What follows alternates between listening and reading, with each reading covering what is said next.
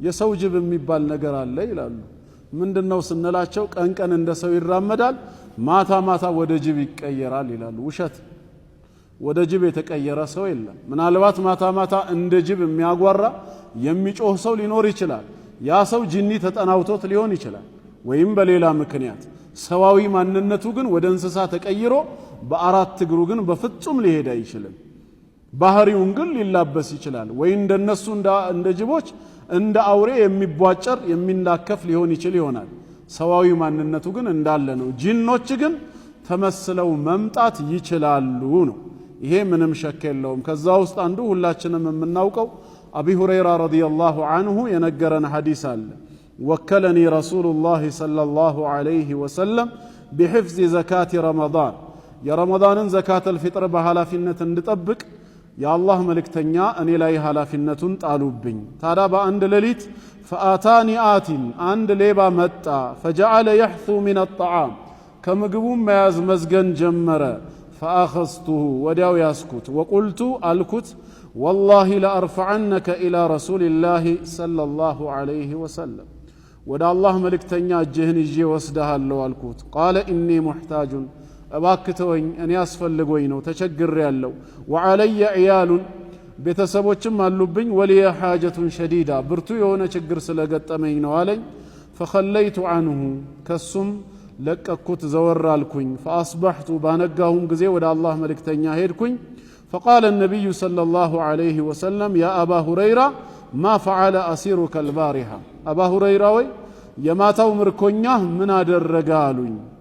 እኔም ቁልቱ ያ ረሱለላህ ሸካ ሓጀተን ሸዲደተን ወዕያለን ፈረሒምቱሁ ፈኸለይቱ ሰቢለሁ፣ መቸገሩንና ቤተሰብ እንዳለው ሲነግረኝ አዘንኩለትና መንገዱን ለቀኩለት ስላቸው፣ ቃለ አማ ኢነሁ ቀድ ከዘበከ ወሰየዑድ፣ ዋሽቶሃል ይመለሳል አሉኝ። ፈዐረፍቱ አነሁ ሰየዑድ፣ አሁንም እንደሚመለስ አወቅኩኝ። ሊቀውሊ ረሱሊላህ ሰለላሁ ዐለይሂ ወሰለም ኢነሁ ሰየዑድ፣ ይመለሳል ብለው ስለነገሩኝ በዛው ሌሊት ጠበቅኩት። እንደተባለውም መጣ ነው። ድጋሚ ይዤው ወስደሃለሁ የአላህ መልእክተኛ ጋር ስለው ያንኑ ችግር ድጋሚ ያወሳልኝና እባክህ ልቀቀኝ አለኝ። አዝኜ ለቀቅኩት ይላል። እናም በንጋታው የአላህ መልእክተኛ የማታው ምርኮኛህ ምን አደረገ ሲሉኝ ድጋሚ እኮ እንደዚህ ሲለኝ አዝኜ ለቀቅኩት። ዋሽቶሃል ድጋሚ ይመለሳል አሉኝ። ለሶስተኛ ጊዜ ጠበቅኩት።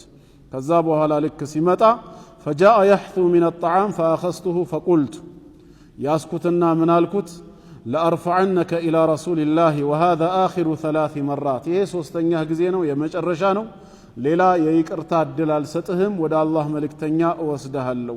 አነከ ተዝዑሙ ላ ተዑዱ ثመ ተዑድ፣ አልመለስም እያልክ ተመልሰ ትመጣለህ አለው።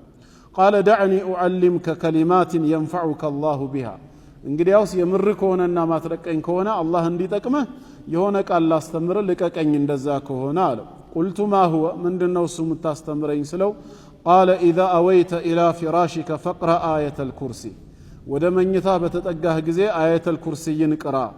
ያንን ቀርተ እስከ መጨረሻው ከጨረስክ ፈኢነከ ለን የዛለ ዐለይከ ሚን አላህ ሓፊዙን፣ ከአላህ ዘንድ ባንተ ላይ ጠባቂ ከመመደብ አትወገድም።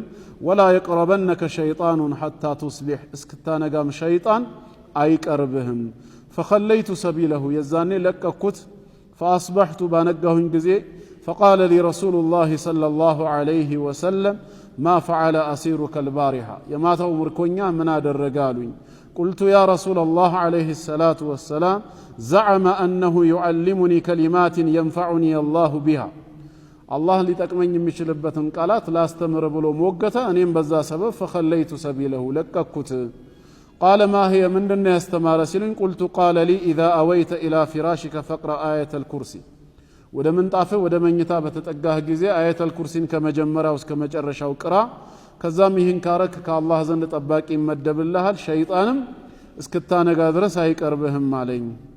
እና ያው እነሱ ለኸይር ነገር ለዕልም የዛኔ ይጓጉ ስለነበር ማለት ነው። ፈቃለ ነቢዩ ሰለላሁ ዐለይሂ ወሰለም አማ ኢነሁ ቀድ ሰደቀከ ወሁወ ከዙብ፣ እሱ በባህሪ ውሸታም ሆኖ ሳለ የነገረህ ነገር ግን እውነት ነው አሉት። ከዛም ቀጠሉና ተዕለሙ መን ቱኻጢቡ ሙንዙ ሰላሲ ለያሊን ያ አባ ሁረይራ፣ በእነዚህ 3 ሌሊቶች ግን ከማን ጋር እንደነበረ የምትነጋገረው ታውቃለህ እንዴ ሲሉት ቃለ ላ ማንነቱንማ አላውቀውም ሲል ቃለ ذاك ሸይጣኑ ሸይጣን እኮ ነው አሉ በሰው ተመስሎ መጥቶ ነው ማለት ነው